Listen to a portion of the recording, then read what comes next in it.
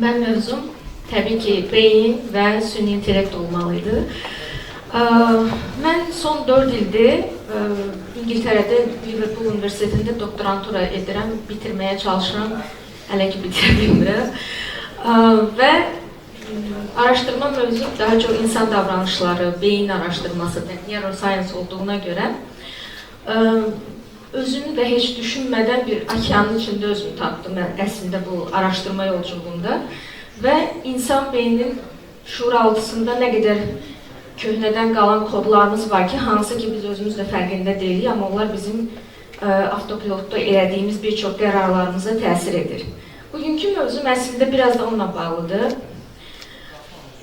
Deməli, kim kimi idarə edir? Bilirsiniz, yəqin ki, AI ilə artıq hamı işləyir, yoxsa yox? Yəqin ki, çoxsu da ChatGPT istifadə edir. Slaydı keçək.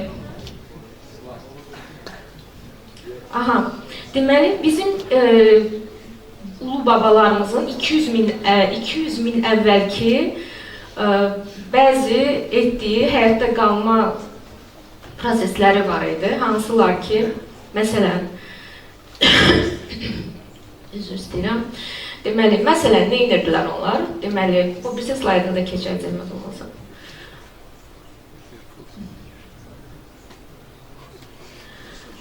Deməli, nə edirdilər bunlar? Məsələn, onlar həyatda qalmaq üçün ilk növbədə, yəni, bizim kimi yəni, bu texnologiya, bu həyat şəraiti o dövrlərdə yox idi, qəbilə həyatı yaşayırdılar. Birinci növbədə onların sağ qalmaq üçün, yəni yırtıcı həyatda, yırtıcı bir təbiətdə yaşaması üçün çox bizim kimi analitik, məntiqi düşünməyə vaxtları yox idi. Yəni qarşısına bir şir çıxanda ya da yırtıcı bir heyvan çıxanda milisaniyə ərzində qərar verməli idi. Çünki parçalanacaqdı, yeyiləcəkdi yəni. Yaxud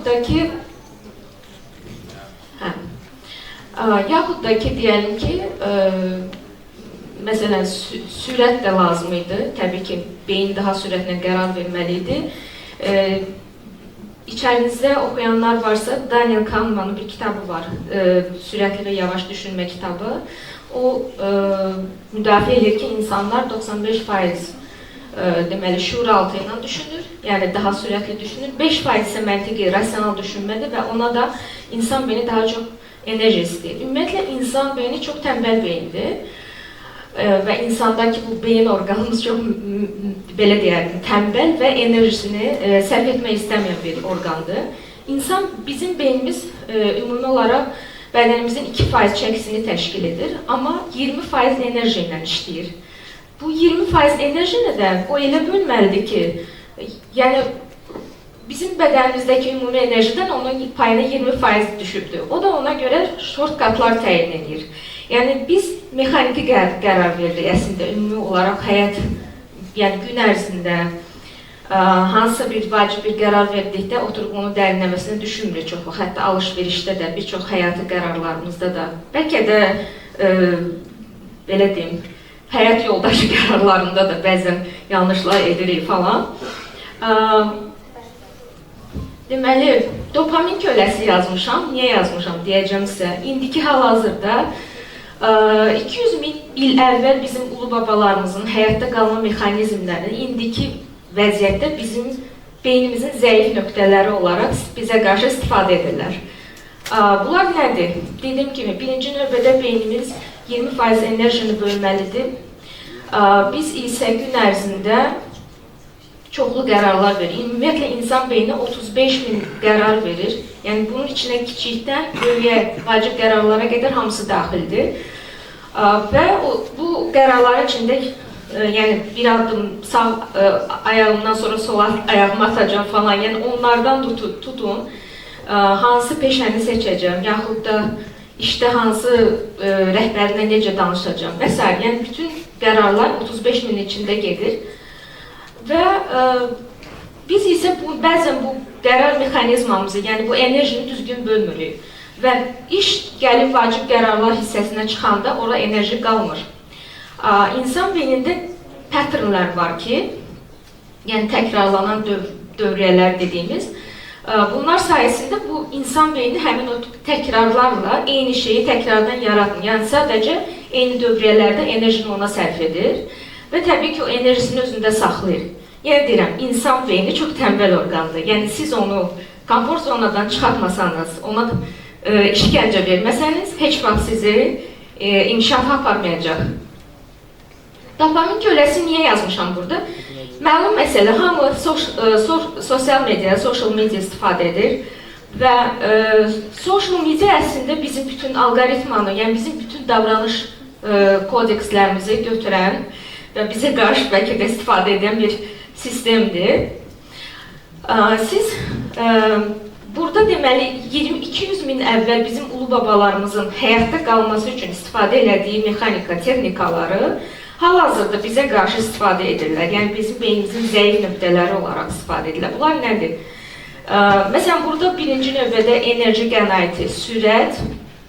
Enerji qənaətində dediyim kimi, siz scrolling edirsiniz, sizə düşünməyə imkan vermir. TikTok'da 15 saniyəli videodur. Dopamin, sadəcə dopamini alırsan, ötürürsən, dopamini alırsan, ötürürsən o birisi video. Amma düşünmürsən, bu video ümumiyyətlə mənə lazım idi, izlədim.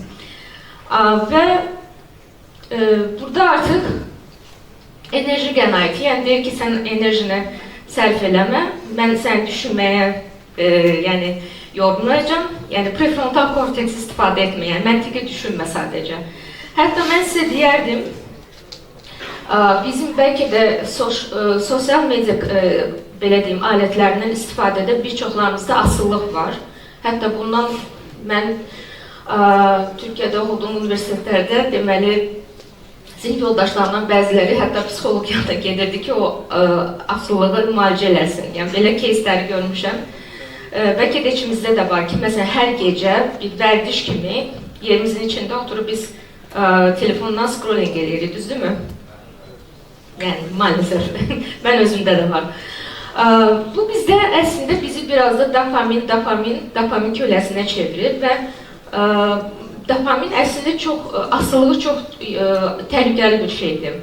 Hətta sizə bir şey deyim, bir dənə neuroscience məqaləsi var, elmi məqaləsi, hansı ki orada deməli müəyyən ediblər ki, insan social medianı yoxlama istəyi, arzusu yaranan beyindəki nahiyə, narkotik qəbulunu istədən nahiyə ilə eynidir. Yəni, belə baxanda biz narkotikanın asıllığı müalicə edirik, amma sosial medianın asıllığı müalicə etmir. Yəni, alqoritmadan asıllığımızı normallaşdırırıq. Yəni, bu normal bir şeymiş kimi bizə yeridirlər. Geçelim.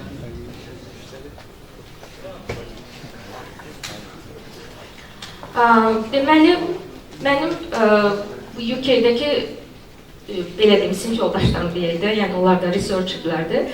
Onların arasında metada işləyənlər var ki, hansı ki biz bəzən danışırıq onlayn onlarla.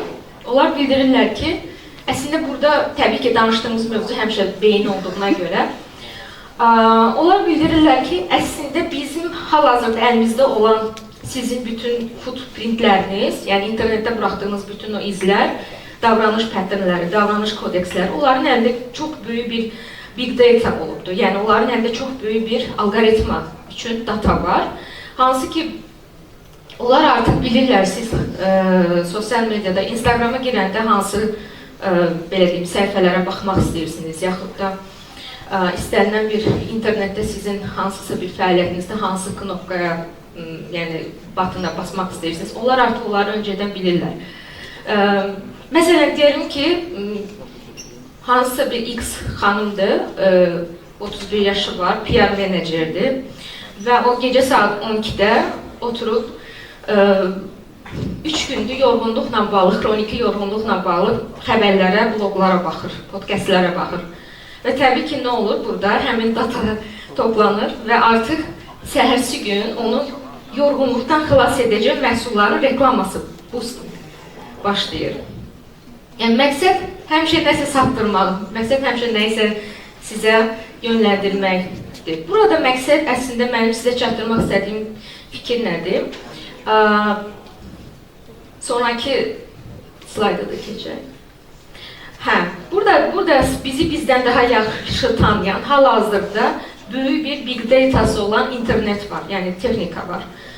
Bu bilirsiniz, süni intellekt əslində insan beyni 86 milyard neyrondan 100 trilyonlar, bəzi neuroscience-dakı bəzi alimlər isə bunun sonsuz olduğunu deyir. 100 trilyonlarla sinaptik əlaqələr, mən də sonsuz olduğunu müdafiə edirəm bunu. Deməli, funksiyaya məxsus bir mexanizmamız var. Yəni, bizim əlimizdəki güc budur. Süni intellekt isə bizi təqlid etməyə çalışan bir mexanizmadır. Və təbii ki, Türklərin bir sözü var, deyir, kopyalar orijinalları yaşatır deyə.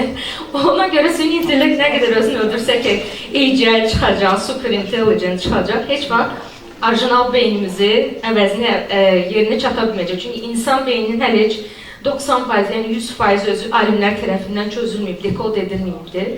İnsan neyronunun necə çalışdığını Jeffrey Hinton'un özü belə deyir ki, 7% cəmi neyronun çalışma prinsipini biz öyrənə bilmişik. Yəni, necə bir hansısa artificial general intelligence gəlib mənim səviyyəmdə qərar verə bilər. Bu mifdir, mifologiyadır. Yəni, hər nə qədər bunun reklamasını bizə etməyə çalışırlarsa, mən heç vaxt inanmıram ki, insan beyninin eyni səviyyəsində, yəni bu qədər qəliz bir mexanizma səviyyəsində bir alternativ çıxacaq. Təbii ki, alternativ çıxsa bizə ehtiyac qalmır. Yəni, məndən daha yaxşı düşünən, smart düşünən, emosiyası sıfır bir şey varsa, düşünün, yəni, bütün korporativlər, yəni bizim əvəz edən bir, tam əvəz edən bir replacement kimi süni intellekti tətbiq edə bilərlər. Hal-hazırdakı süni intellekt əslində bizi əvəz edən yox, bir növ bizə copilot dediyimiz, yəni bir növ bizim teammatelərimiz, bizim köməkçilərimiz funksiyasını daşıya biləcək səviyyədədirlər və hətta intelligence səviyyəsində də deyirlər. Çünki zəka deyilən bir şey yoxdur ortada. Ortada sadəcə boşluqları ehtimal edən bir algoritma var və düzdür, durmadan təkmilləşdirirlər. Bəlkə içinizdə siz mühəndissiniz, daha çox yəni ki, araşdırırsınız. Süni intellekt modellərinin təlimləndirilməsində bilirsiniz, reinforcement learning deyilən bir hissə var. Buna nə deyirlər Azərbaycan dilində? Gücləndirilmiş öyrənmə, belə bir tərcüməsi ola bilər. Reinforcement learning əslində çox çətin və çox uzun gedən bir prosesdir. Təsəvvür ki, 1000 cəhddən cəmi bir dənəsi düzgün cavab verəndə ona mükafat cəza sistemindən təlimləndirirlər və bu çox uzun çəkir. Hətta OpenAI köhnə AI science olan Andrei Karpathy də demişdi ki, bu 100 il çəkəcək hardasa. Aynur Fərəcov olaraq mən isə deyirəm ki, bu çox olmayacaq. Deməli, bizi bizdən çox yaxşı tanıyan bir algoritma var. Bu algoritmadan biz özümüzü əslində qorumalı da deyilik, amma beynimizin, belə deyək, mexanizmasını düzgün şəkildə çözməliyik. Sonraki slayda keçək, zəhmət olmasa. Sirlərimiz də artıq təbii ki, sir deyil. Yəni, kimsə düşünürsə, mən konfidensiallığımı qorumalıyam. Yox, hətta mən sizə deyərdim, üzr istəyirəm, tualetə belə, ayaq yoluna belə telefonla gedən insanlar var. Yəni, heç bir konfidensiallıq söhbəti yoxdur. Hər şeyimiz artıq internetdədir. Bütün üz emosiyalarımız ki, biz öz əlimizlə, öz istəyimizlə biz bunu internetə bəxş etmişik. Facebook deyir ki, hər gün sən bugün nə düşünürsən? Instagram deyir ki, sən bugün harada gəzmirsən, nə geyinsən, nə yemirsən? Ondan sonra TikTok ümumiyyətlə deyir ki, sən bugün hansı bəlli eləyəcəksən? Bir dənə bunların içində mənim də çox istifadə etdiyim LinkedIn-dir təbii ki. Biraz onlardan daha ciddi platforma kimi istifadə edirəm. Amma sizə deyərdim ki, digər sosial media platformalar həqiqətən çox vaxt yeyici və belə deyim, yəni sizin üçün həqiqətən bugün istifadə etdiyiniz o zaman mənasını məhv edən bir şeylərdir. Və bunları çıxardan, bunları bizə musallat edən insanların özü əslində, yəni Steve Jobs öz uşaqlarına heç iPad istifadə etməyə icazə verməyibdir. Ondan sonra, məsələn, Meta'nın, yəni Facebook founderləri özü, öz uşaqlarına, məsələn, övladlarını, özünüz görürsünüz, Zuckerberg, məsələn, öz uşaqlarını Facebookda yeni ilk yaşlarında publik edəndə üzlərinə həmsə smile-ilə belə falan bağlayırdı. Yəni onlar belə öz uşaqlarına, övladlarına social mediadan istifadə etməyi qadağan edirdilər. ChatGPT-nin məsələn quranlar hal-hazırda oradan ayrılıblar. Məsələn onlardan ən çox sevdiklərindən biri olan İlya Sutskever deyir ki, ümumiyyətlə AI təhlükəlidir. Yəni istifadə kontrol edirlərsə təhlükəli bir hal ala bilər. Yəni onlar özləri bunların fərqindədirlər. Çünki niyə bunların fərqindədirlər? Onlar bilirlər ki, bütün bu sistemlər insan beyninin qərar alma mexanizmasını birbaşa nüfuz edən və hacking edən, yəni bir növ sındıran, bypass edən sistemlərdir. Onlar bizim həmin o 200 min il əvvəl ulu babalarımızın fikirləşdiyi, yəni həyatda qalma, o reptilian beynimizlə qərar vermə levelında qalmamızı istəyirlər. Niyə? Çünki oranı kontrol etmək daha rahatdır. Amma bu bizdəki məntiqi düşünmə, yəni bizim bütün vacib qərarlarımız, bizim həyatda uğurlu ola bilməmizə səbəb olan insan beyninin prefrontal korteksi, korteks dediyimiz hissə, beynimizin CEO-su olan hissənin düşünməmizi, yəni onunla düşünməmizi, onunla hərəkət etməmizi istəmirlər. Çünki o zaman bizim fərqindəliyimiz və awareness dediyimiz hissə, yəni biz artıq daha məntiqli düşünüb, özümüzə qarşı ziyanlı və xeyirli şeyləri daha düzgün ayırt edə biləcəyimizi və bu da təbii ki, alqoritmanın o qədər işinə yararmayacağını gözəl bilirlər. Keçək. İndi hal-hazırda Generative AI dediğimiz bir sistem var. Bilirsiniz, bu transformerlər kəşf olunandan sonra Gen AI gəldi, hansı ki, süni intellektin hal-hazırda ən çox pul qazandıran hissəsidir deyə bilərəm. Və Gen AI dediyimiz hissə, hamı bilirəm ki, ChatGPT-dən yaxud da digər LLM modellərdən istifadə edir. Hər gün biz ora kod yazdırırıq, şəkil hazırladırıq, yaxud da bəzilərimiz hətta ola bilsin diplom işlərini yazdırırlar. Yaxud da ki, CV-mizi yazdırırıq, yaxud da nə bilim, hansısa bir araşdırma mövzunuzu yazırıq. Şirkətlərdəki bir çox əməkdaşlar biznes strategiyasının hətta ideyalarını verib, strategiyanın özünü yazdırırlar. Okey, bəs burada bu qərar mexanizmamıza bunlar necə? Yəni biz mi qərar veririk, bizim mi məhsul olur bu, yoxsa bu AI-in məhsul olur? Burada bir növ yönləndirmə var axı, bu bizim məhsul deyil, yəni bizə təsir edən bir şey var, təbii ki. Yaxud da biz hansısa musiqi yaradırıq, bilirsiniz, hal-hazırda AI ilə yaradılan musiqilər YouTube-da milyonlarla izlənir, toplayır, reytingi yüksəkdir. Yəni bu da insan məhsulu deyil əslində. Burada sual yaranır ki, yəni bizim burada yaradıcılıq bizə mi aiddir, yoxsa burada süni müdaxilə mi var?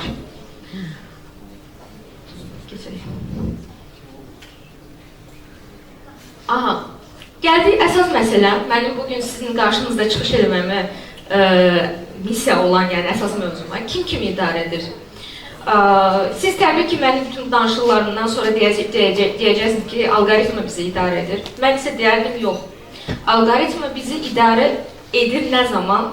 Əgər biz öz beynimizin zəif nöqtələrini, işləmə mexanizmasını bilmiriksə, yəni insan öz beynini tanımırsa, X bir adam, milyardlarla dövriyyəsi olan texnologiya şirkətləri, təbii ki, bizim vasitəmizlə milyardlarını trilyonlara çevirmək üçün bu boşluqlardan çox gözəl istifadə edəcək.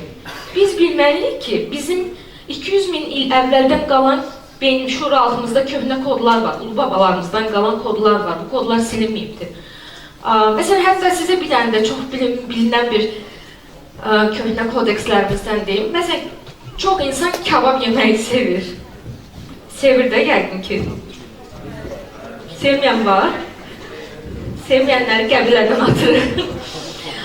Deməli, çox insan məsələn kebab yeməyi sevir. Bu bizim köhnə patternimiz, yəni bizim köhnə koddur beynimiz şuur altımızda qalan. Niyə? Çünki kebab bilirsiniz, heç bir yağ və s. yoxdur, sadəcə yəni odun üstündə pişən bir şeydir. Bu da köhnə qəbilə vaxtında bizim ulu babalarımızın, yəni o vaxtı yağ, ya hansısa bir soba olmayan vaxtlarında ovluyurdular heyvanı, sadəcə bir taxta, nə bilim, əllərinə nə keçirdilərsə salıb orada bir bişirib yedir. Görün, çox 200 min il əvvəl qalan bizim kodumuz hələ də bizdə aktivdir. Biz hələ də onu özümüz də bilmədən yaşayırıq. Bizim 87% qərarlarımız alqoritma təsir edə bilir. Cəmi 13% burada çox kiçik bir hissə var ki, biz şəxsi iradəmizlə qərar qəbul edə bilərik. Buna səbəb yenə bayaq sadaladıqlarım məsələsidir. Biz insan olaraq öz beynimizin işləmə mexanizmasını düzgün bilməsək və bizim ulu babalarımızdan qalan o kodlar, bizə indi gülməli gələn kodlar, hansı ki o zamanlar onlar üçün həyati məna idi. O zamanlar onları həyatda saxlayan, yəni survive etdirən kodlar idi. İndi isə bizim üçün zəif nöqtələr olaraq alqoritmanın məharətlə istifadə etdiyi bu patternləri bilməsək, təbii ki, biz 87% alqoritma tərəfindən idarə ediləcəyik. Keçək. Kontrolu necə ələ almaq olar? Mən istəyərdim ki, bugün burada gəlib çıxış etmək və həm sizin dəyərli zamanınızdan, həm də öz zamanından sizə ayırdığım vaxtın həqiqətən yerinə çatması və dəyərli olması üçün sizə bu kontrolu, beynimizin kontrolunu alqoritmadan necə xilas edə bilərik? Mən bunu istəyirdim sizə izah etmək. Birinci növbədə təbii ki, fərqində olmaq. Yəni, alqoritmanın, məsələn, siz ChatGPT istifadə edirsiniz, gündəlik onun vasitəsilə bəlkə qərarlar alan, hətta psixoloji dəstək də alan insanlar var. Burada həmişə sorğulamaq lazımdır. Mən son bir aydır özümün də ChatGPT, ümumiyyətlə AI tərəfindən ələ keçirdiyini düşünürəm. Yəni, LinkedIn-də izləyənlər məni var. Onu gördü, başlamışam sorğulamağa ki, artıq hər cavabı sorğuluyuram. Bu mənim manipulyasiya edirmi? Bu mənim qərarımı yönləndirmək istəyirmi? Yəni, hər sualı sorğulayın. AI sizə hansı bir cavab verdikdə sizin sualınızla bağlı, hər sualın cavabını sorğulayın. Yəni ki, burada məqsəd nədir? Ümumiyyətlə, bu mənim qərarıma necə təsir edir? Yəni, götürüb qəbul etməyin həmən. Və təbii ki, şuurlu seçim etmək, yenə deyirəm, nəzarəti əldən verməmək üçün o köhnə qədimdən qalan kodlarımızın fərqində olmalıyıq. Bayaq sizə izah elədiyim kimi. Hansı ki, sürət, enerji, insan beynin enerjisinə qənaət etməsi, o shortcutları onlar bunları çox gözəl öyrəniblər. Bizim illərlə internetin World Wide Web çıxan gündən etibarən evimizə kompüter, modern internet gələn vaxtdan etibarən internetdə buraxdığımız bütün footprintləri toplayaraq, internetdəki heç bir data silinmir. Siz düşünürsünüzsə Facebookda nəyisə silirsiniz, yaxud Twitterda nələrsə silmişsiniz, xeyr, heç bir şey silinmir. Bütün bunlar mining ediləndən sonra bizim davranış kodekslərimiz onların əlində çox gözəl şəkildə insightlara çevrilir. Və artıq onlar bizi vuracaqları yerdən, bizi tutacaqları, bizi sosial mediada saxlayacaqları. Baxın, əvvəl data bizim sadəcə footprintlər idi. İndi isə yeni data bizim Instagramda hansı videoya, yaxud da şəklin neçə sayına baxmağımızdır. Yaxud YouTube'da videonun hansı hissəsində çıxmağımızdır. Bunlar hamısı yəni davranış datası kimi artıq toplanmağa başlayıbdır. Və artıq alqoritma sizin həqiqətən nəyi sevib sevmədiyiniz, niyə sevib sevmədiyiniz bizdən çox yaxşı tanıyırlar bizi. Və ona görə də çox uğurlu şəkildə bütün marketinq strategiyalarını falan qura bilirlər. Təbii ki, sərhəd qoymaq, sosial media istifadəsini minimuma endirin. Hətta sizə deyərdim ki, notificationları saxlayın. Mən telefonda istənilən proqramı yazanda həmişə notification söndürürəm. Notification insanı şizofreniya xəstəliyinə səbəb olacaq dərəcədə təsirli bir şeydir. Hər gün təsəvvür edin ki, yəqin bilərsiniz, Pavlovun təcrübəsini bilirsiniz də, o itlərlə elədiyində o təccübəni deməyəcəm, çox klişedir. Məsələn, bu Facebookda qırmızı xəbərdarlıq işarəsi. Qırmızı rəng, məsələn, ulu babalarımız üçün təhlükə siqnalı olubdur, qırmızı rəng, təhlükə xəbərdarlığı olubdur. Bizdə qalan həmin o kodeks sayəsində biz hər dəfə qırmızı rəngli bir notification gördükdə istərsəmiz özümüz gedib, əlimiz gedir, yəni açıb baxırıq, görə kim bizə yazıbdır. Bizim kommentariyamıza kim like qoyubdur. Bu arada bu like-la da bağlı. Məsələn, əvvəllər qəbilə dönəmlərində ulu babalarımız qəbilədə yaşadıqlarına görə qəbilədə qalmaq üçün onlar mübarizə aparırdılar. hansısa bir istənilməyən, bəyənilməyən hərəkət edildikdə qəbilədən atılırlar, yaxud da öldürülürdülər. Və buna görə də like məsələsi əslində həmin o köhnə kodumuzdur. Biz like almayanda sanki cəmiyyət bizi rədd elədi, sevmir kimi belə bir şuuraltı kodumuz aktivləşir orada da. Bu da bizdə fiziki olaraq, psixoloji olaraq bir narahatçılıq yaradır. Eyni zamanda, məsələn, WhatsApp-da mesajımızı gördülər, cavab vermədilər. Yox, bizə artıq qəbilədən atırlar. Belə. Sahib olmaq nədir? Texnologiyanı idarə edən, yəni texnologiyanın sahibi siz olun. Sizin alqoritmanı, bayaq dediyim kimi, sizə ChatGPT hansısa bir cavab verəndə, yaxud digər modellər cavab verdiyiniz zaman onu sorğulayın.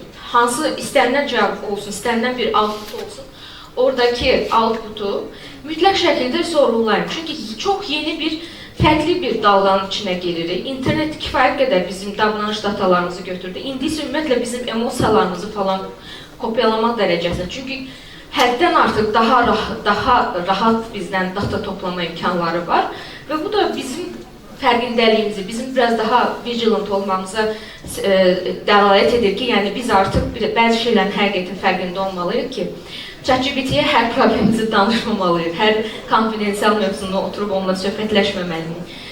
Düz indi deyəsən səhv eləmirəmsə, bu tibbi və psixoloji, hüquqi şeyləri yığışdırıblar, yəni azaldıblar, minimuma endiriblər. Və görürsünüz, hələ regulasiyalar belə tam oturmayıbdır, yəni bunun təhlükəsizlik tərəfi də hələ tam oturmayıbdır.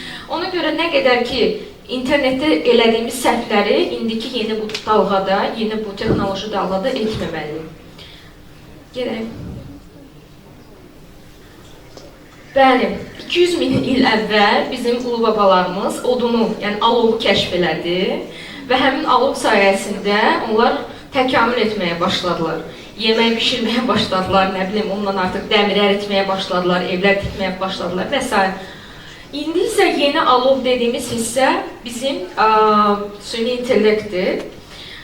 Təbii ki, alov düzgün kontrolla istifadə edilməsə, yəni düzgün istifadə edilməsə, kontrolu itə bilər, hər şey yandıra bilər. Və mənim də sizə son olaraq sözüm budur ki, siz gənclər, odun, yəni bu alovun sahibi olun və oduna yanacaq olmayın. Təşəkkür edirəm.